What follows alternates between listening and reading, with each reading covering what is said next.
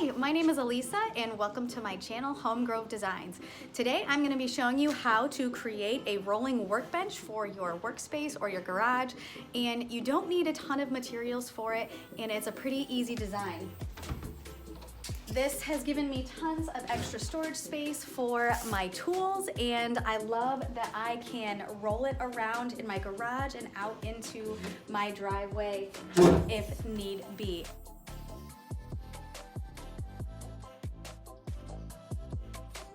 You're going to want to first gather all of your materials and organize them in an orderly fashion.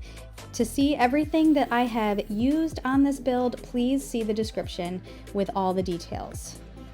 The next thing you're going to want to do is cut all of your lengths to the correct length. It's really important to be very detail oriented here because you don't want to mess up later like I did. After you have all of your cuts done, I like to lay out my design just so I can visualize how I'm going to be screwing it together, and it just helps me feel a little bit more comfortable about doing the next step.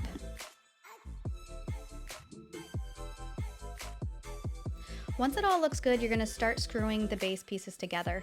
So I took 2 to 3 screws and put them in each end. If you have a corner clamp, that is good to use here. As you can see, I didn't use anything. I just judged it. For me, it didn't really matter that much because it was going to be on wheels anyway. So I just did this laying it out on a flat surface.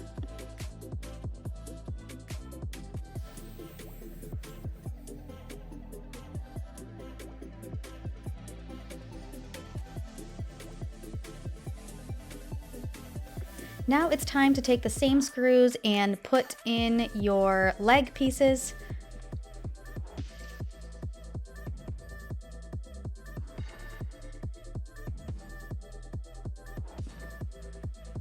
It's really important to be using a flat surface when you are putting your things together, just so everything ends up level and you don't have any wonky sides.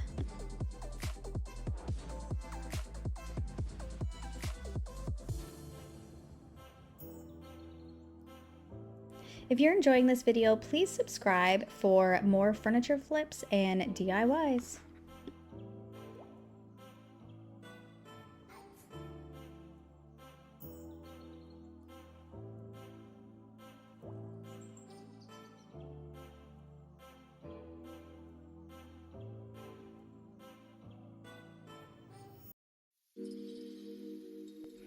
Now it's time to flip your base over and start attaching the cuts on the outside of the top.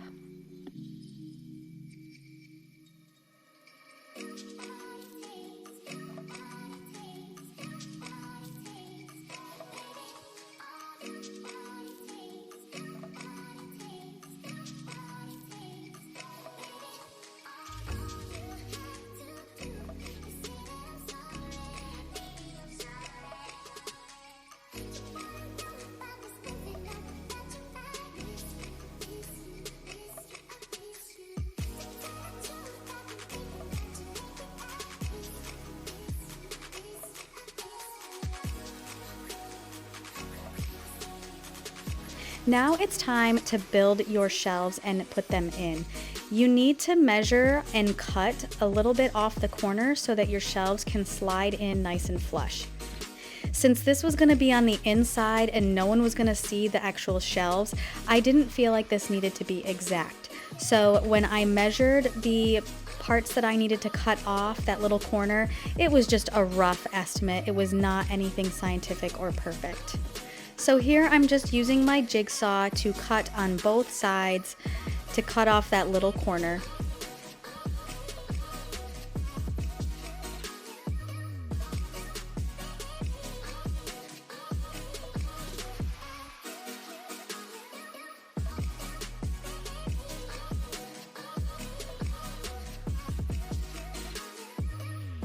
Once you've cut those two little corners off, you can now slide in your shelf and it should fit pretty snugly.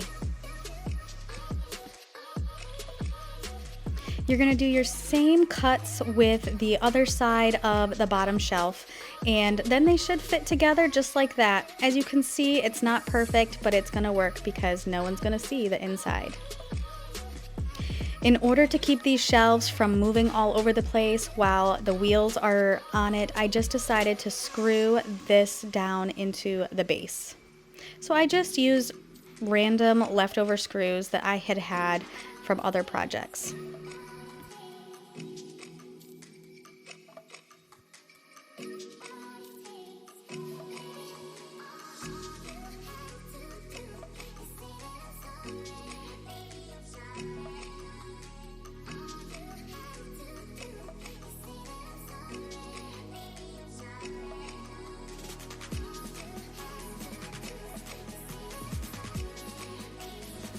I had decided that I wanted to add another shelf inside of the workbench. So if you want to add this, just measure where you'd like to put them in and then put in the frame for that shelf. And then you're going to do the same cuts that you did for the bottom shelf, cutting the corners off so that it slides right in.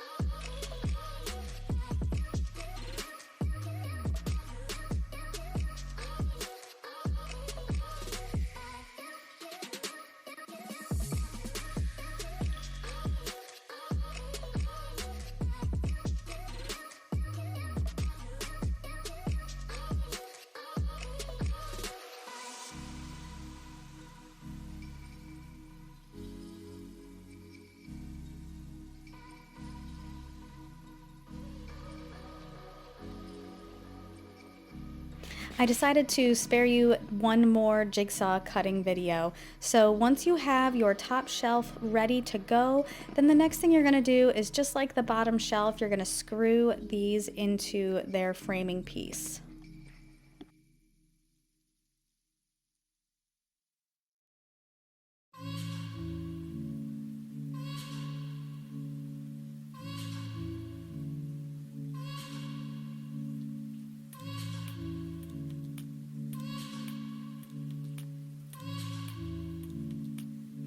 Okay, at this point in the video, I had actually done the measurements for my large framing pieces incorrectly. So I had to go back through and unscrew the previous work that I had done on the frame.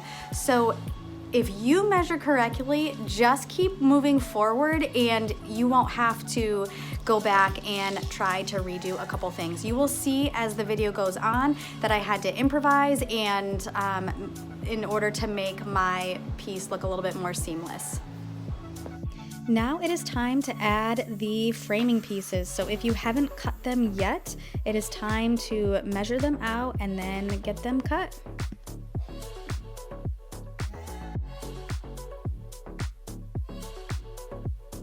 When you've got them cut, it's time to start screwing them on to your base. I screwed them on with the top down on the ground. I wanted to give enough space for my wheels. And I wanted the top to be the most level where I was going to be putting the butcher block on.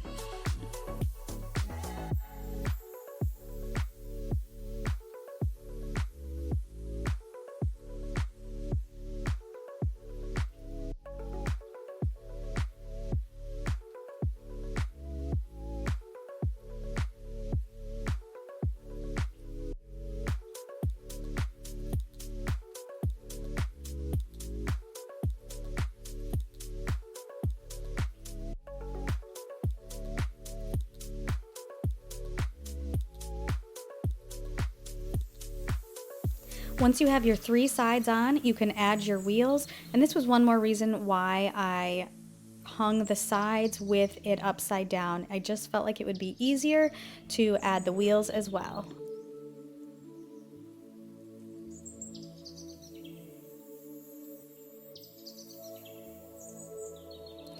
Let's turn this thing over and see how we did.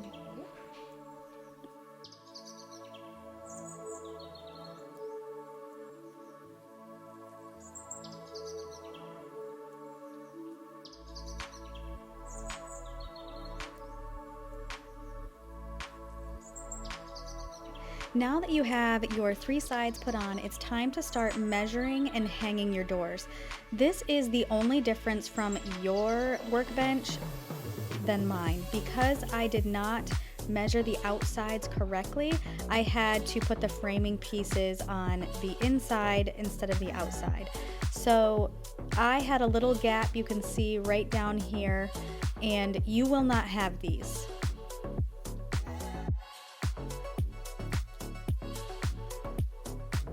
Because I had that little gap, I decided to use hinges that are not undermount. When you purchase your hinges, the ones that are in the description, it'll look a little bit different than this. I decided I wanted to make the doors look a little bit nicer, so I had this scrap thin Luan board that all I did was just measure out even strips and create a frame on the doors. Now it's time to fill all the screw holes and fix any imperfections with Bondo. This is just going to make your piece look a little bit more finished and refined.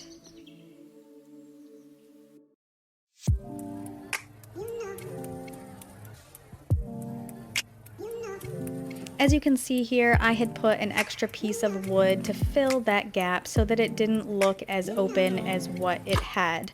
You will not have this because if you follow the measurements and cut correctly, I just had to improvise because it did not look correct.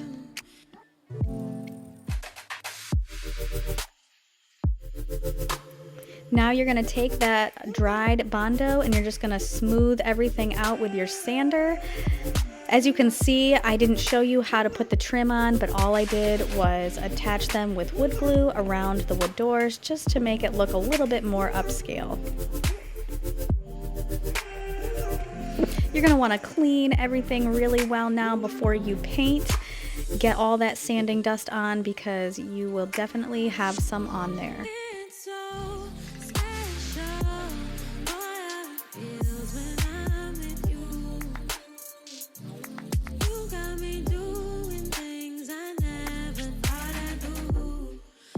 Once everything is nice and clean and sawdust free, you're going to get your favorite sprayer out, or feel free to use a paintbrush, and you're going to paint this any color that you want.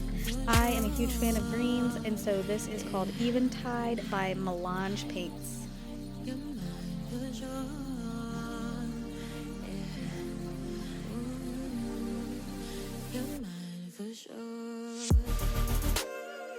You definitely don't have to do this, but I had a little gap that I just decided to add trim to, just to make it look a little bit more upscale and break up the design a little bit. So just using your nail gun, just take a piece of scrap trim and nail it onto the base.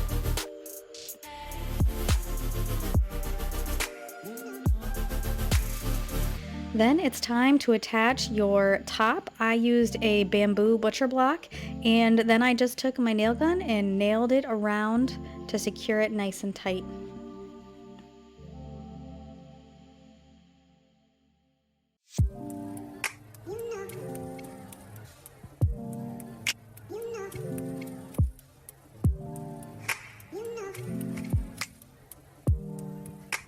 I wanted to make this bench look a little bit more girly, so I used these rattan boho hardware pulls, and I absolutely love how they look with this green.